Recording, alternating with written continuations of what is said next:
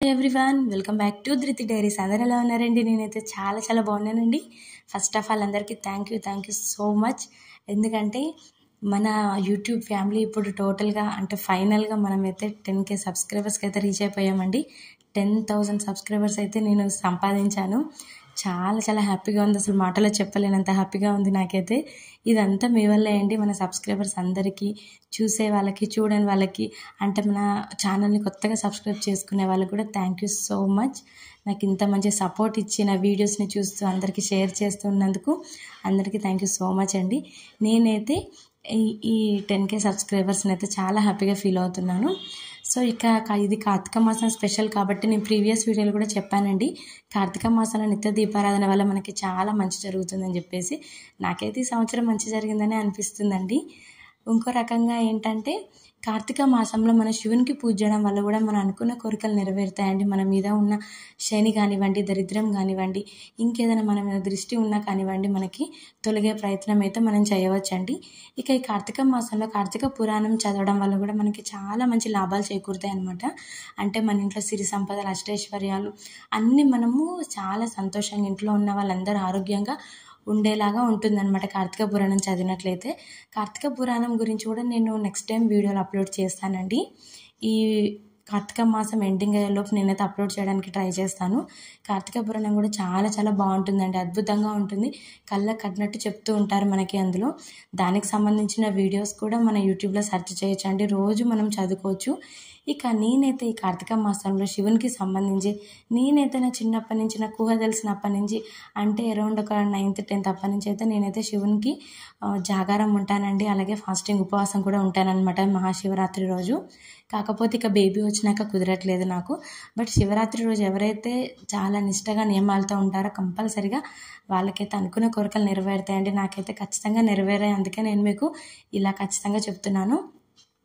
కాబట్టి నాకు శివుడు అంటే చాలా ఇష్టం. కాబట్టి కార్తీక మాసంలో నేను ఏం చేశానంటే మొదటి రోజు నుంచి మొదలు పెడితే ఈ రోజు వరకు కూడా, అంటే కార్తీక మాసం అంతా శివునికి ఎంతో ప్రీతికరమైన మాసం కాబట్టి మనం ఆ శివుణ్ణి ఎంతగా ప్రార్థిస్తే మన కోరికలు అంతగా నెరవేరుస్తాడనమాట. అందుకని కార్తీక మాసంలో మనం లింగాష్టకం కానివ్వండి, పంచాక్షరి మంత్రం కానివ్వండి, అలాగే మన శివునికి సంబంధించిన చాలా స్తోత్రాలు, పారాయణాలు కూడా ఉంటాయండి. ఇవన్నీ మనం చదవచ్చు అన్నమాట.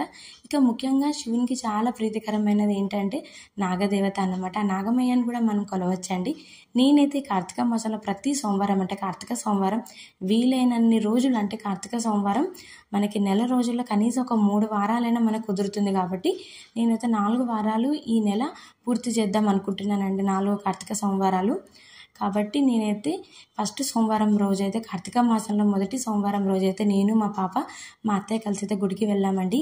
చాలా సంతోషం అనిపించింది నాకైతే. ఉసిరి చెట్టు దగ్గర, అలాగే నాగమయ్య దగ్గర, ఇంకా శివుని దగ్గర దీపారాధన చేసి చక్కగా అక్కడ ముగ్గు వేసి, ఎప్పుడైనా సరే మనం దీపాన్ని ఒకటిగా పెట్టకూడదండి. కింద ఒక దీపం కానివ్వండి, ఒక ఆకు కానివ్వండి పెట్టాలన్నమాట. మనం ఈ రకంగా చూస్తున్నారు కదా, నేనైతే చక్కగా ముగ్గు వేసి ఇలా అష్టదళ పద్మ ముగ్గు వేయడం వల్ల కూడా మనకి చాలా మంచి జరుగుతుందన్నమాట. అంటే శుభసూచకంగా మనమైతే సూచిస్తాము. ఇలా పసుపు, కుంకుమ, బియ్యం పిండితో కనుక మనం అష్టదళ పద్మ ముగ్గు వేసి ఆ ముగ్గు మీద మనం దీపారాధన చేసినట్లయితే ఉసిరి దీపాలు కూడా మనం వెలిగించవచ్చు అండి ఉసిరి చెట్టు కింద. నేనైతే చూస్తున్నారు కదా, మా బేబీ కూడా నాకు చాలా హెల్ప్ చేస్తుందండి. యాక్చువల్గా పిల్లలందరూ మమ్మీస్ని కాపీ చేస్తారు, అందరికీ తెలిసిందే కదండి. మా బేబీ కూడా అంతే, అక్కడ కుంకుమ, పసుపు అన్ని బొట్టు పెడతానని చెప్పేసి చాలా అల్లరి చేసేసింది. ఇక అగరబత్తి చూపిస్తుంది దేవతకి, అలాగే చాలా అల్లరి చేసేసింది. నేనైతే చాలా సంతోషంగా అక్కడ దీపారాధన చేశాను. అలాగే నైవేద్యం సమర్పించాను. అంటే మనకి వీలైనంత చక్కెర కానివ్వండి, పుట్నాలు కానివ్వండి, బెల్లం కానివ్వండి, అటుకులు కానివ్వండి, అలా అయితే సిర కానివ్వండి చేసుకొని మనం అక్కడ నైవేద్యంగా అయితే పెట్టవచ్చండి. చూస్తున్నారు కదా, నేనైతే ఈ విధంగా శివుని వద్ద, అలాగే నాగదేవత వద్ద చూస్తున్నారు కదా, ఇలా జోడనాగులకి పూజ చేయడం వల్ల మనకి ఉన్న కుజదోషం కానివ్వండి, అలాగే శని దోషం కానివ్వండి, అష్టమ దోషాలు కానివ్వండి అన్నీ తొలగిపోతాయి అన్నమాట. చాలా మంచి ఫలితాలు అయితే మనకి చేకూరుతాయండి. మనము ఒక సంవత్సరం కాలంలో, అంటే 365 రోజుల్లో ఏ ఒక్క రోజు దీపారాధన చేయకపోయినా పర్లేదండి. కానీ కార్తీక మాసంలో ఒక్కరోజు దీపారాధన చేసినా మనకి ఎంతో జన్మల ఫలం లభిస్తుంది అన్నమాట, పుణ్యఫలం అనేది లభిస్తుంది. కాబట్టి కార్తీక మాసంలో ప్రతి ఒక్కరు నిత్య దీపారాధన చేయడానికి ప్రయత్నించండి. ఇక తులసి చెట్టు వద్ద చేసినట్లయితే ఇంకా మంచి లాభాలు చేకూరుతాయండి. ఇక ప్రాతకాలంలో సంధ్యావేళలో దీపారాధన చేయడం అనేది మన ఇంటికి కానివ్వండి, మన ఇంట్లో మనుషులకు కానివ్వండి ఆరోగ్యపరంగా పరంగా, ఆర్థిక పరంగా చాలా చాలా మంచి లాభాలు అయితే చేకూరుతాయండి. మన వీడియో చూసే వాళ్ళైతే తప్పనిసరిగా ఇక్కడి నుంచి మీరు మాత్రం ఇంతకుముందు చేయకపోయినా ఇక్కడి నుంచైనా దీపారాధన చేయడానికి మాత్రం ప్రయత్నించండి. మీకే ఫలితం అనేది తెలుస్తుందండి. మీరే మళ్ళీ నాకు కామెంట్ సెక్షన్లో కామెంట్ చేస్తారు, అక్క మీరు అన్నది నిజం, నీకు కార్తీక మాసంలో ఉదయం సాయంత్రం ప్రాతకాలంలో అలాగే సంధ్యావేళల్లో దీపారాధన చేయడం వల్ల నాకు చాలా మంచి జరిగిందని చెప్పేసి ఒకసారి అయితే ఇలా ప్రయత్నించి చూడండి. ప్రతి సోమవారం, కార్తీక సోమవారం మాత్రము ఖచ్చితంగా మీరు గుడికి వెళ్ళి నాగదేవత వద్ద అలాగే శివుని వద్ద, ఉసిరి చెట్టు వద్ద, రావి చెట్టు వద్ద దీపారాధన చేయడానికి ప్రయత్నించండి. మంచి ఫలితాలు కూడా చేకూరుతాయి అనమాట. ఇక సాయంత్రం వీలు కాని వాళ్ళు ఉదయం మాత్రము పంచాక్షరి మంత్రము అలాగే లింగాష్టకము ఇలా శివుని మంత్రాలు, శివుని స్తోత్రాలు చదవడం వల్ల కూడా మనకి మంచి చేకూరుతుందనమాట. ఇక ఈ కార్తీక పౌర్ణమి రోజు కూడా అందరూ 365 రోజులు మనం ముట్టించలేని వాళ్ళు కూడా 365 ఒత్తులతోని కార్తీక పౌర్ణమి రోజు కనుక మనం దీపారాధన చేసినట్లయితే అది నేరుగా శివునికి చేరుతుందండి ఆ దీపారాధన అనేది. అందుకని మనము ఖచ్చితంగా ఏ రోజు ముట్టించకపోయినా కార్తీక పౌర్ణమి రోజు మాత్రం మనం ఖచ్చితంగా దీపారాధన చేయాలండి. ఇక వీడియో చూసే వాళ్ళు ప్రతి ఒక్కరు ఈ కార్తీక పౌర్ణమిని మిస్ అవ్వకుండా చిన్నవాళ్ళు పెద్దవాళ్ళు అందరూ ముట్టిస్తారని నేనైతే అనుకుంటున్నానండి. దీపారాధన చూసారు కదండి. ఈ విధంగా కార్తీక మాసంలో ప్రాతకాలంలో, సంధ్యాకాలంలో మన తులసి చెట్టు వద్ద కనుక ఎవరైతే 365 ఒత్తులు అయితే వెలిగిస్తారో వాళ్ళు అనుకున్న కోరికలు నెరవేరుతాయండి. చూస్తున్నారు కదండి. ఈ సంవత్సర కాలంలో అంటే 11 నెలలు మనం దీపారాధన చేయకపోయినా పర్లేదండి. ఎందుకంటే మనం 11 నెలలు దీపారాధన చేసినంత ఫలితము ఒక కార్తీక పౌర్ణమి రోజు దీపారాధన చేయడం వల్ల మనకైతే లభిస్తుందండి. ఆ ఒక్క 11 నెలలైనా కదండి, కోటి జన్మల పుణ్యం కూడా మనకు లభిస్తుంది. అంటే మీకు అర్థమయ్యే ఉంటుంది ఎంత ప్రత్యేకమైన రోజు కార్తీక పౌర్ణమి.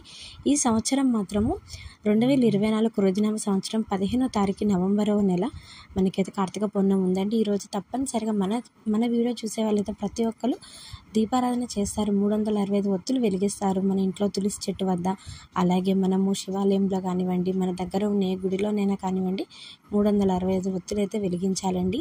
తప్పనిసరిగా మర్చిపోకూడదు. ఎందుకంటే కార్తీక పౌర్ణమి అనేది శివునికి చాలా ప్రీతికరమైన రోజు అన్నమాట. ఆ రోజు కనుక మనం దీపారాధన చేసి కనుక ఆ శివయ్యని కనుక మనం ఏ కోరిక కోరుకున్నా తప్పనిసరిగా నెరవేరుస్తాడండి. ఇది మాత్రం నేను ఖచ్చితంగా చెప్పగలను. ఎందుకంటే చాలాసార్లు నాకు అనుభవం ఏందన్నమాట. చాలా మందికి కూడా ఇలాగే కలుగుతుందండి. ఎందుకంటే చాలా మనకి ఎలా అంటే చాలా పవర్ఫుల్ రోజు అన్నమాట అది. కాబట్టి తప్పనిసరిగా అందరూ ఉసిరి దీపం కూడా వెలిగించాలండి ఉసిరి చెట్టు కింద.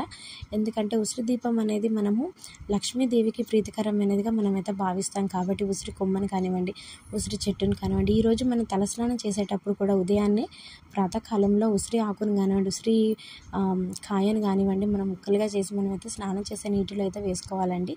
ఎందుకంటే ఉసిరి కాయలతో మనం స్నానం చేసినట్లయితే చాలా పుణ్యం లభిస్తుంది అనమాట. ఇక ఆ రోజు ఖచ్చితంగా మీరు ఉదయాన్నే ప్రాతకాలంలోనే లేచి అంటే సూర్యోదయానికి మనం ముందే నిద్ర లేచి ఆ శివుని మనస్ఫూర్తిగా ప్రార్థించి కనుక మనమైతే 365 ఒత్తులు కనుక వెలిగించినట్లయితే తప్పనిసరిగా మీ కోరిక నెరవేరుతుందండి. వచ్చే కార్తీక మాసం వరకు తప్పనిసరిగా మీ కోరిక అయితే నెరవేరుతుందండి. మనం మంచి అనిష్ట నియమాలతో కార్తీక పౌర్ణమి రోజైతే ఉసిరి దీపాలు తప్పనిసరిగా వెలిగించాలండి. మనము పువ్వొత్తులు అని చెప్పేసి మనకి బయట మార్కెట్లో కూడా దొరుకుతాయన్నమాట. మనం కనుక ఉసిరి దీపాలు అలాగే 365 ఒత్తులు కనుక వెలిగించినట్లయితే తప్పనిసరిగా మన ఇంట్లో సిరి సంపదలు, అష్టైశ్వర్యాలు అయితే మన ఇంట్లో తులతూగుతాయండి. ఇక అలాగే కార్తీక పౌర్ణమి రోజు ప్రత్యేకంగా శివాలయాల్లో రుద్రాభిషేకాలు, అన్నాభిషేకాలు అలాగే నీలాభిషేకాలు అయితే మనకి జరుగుతాయండి.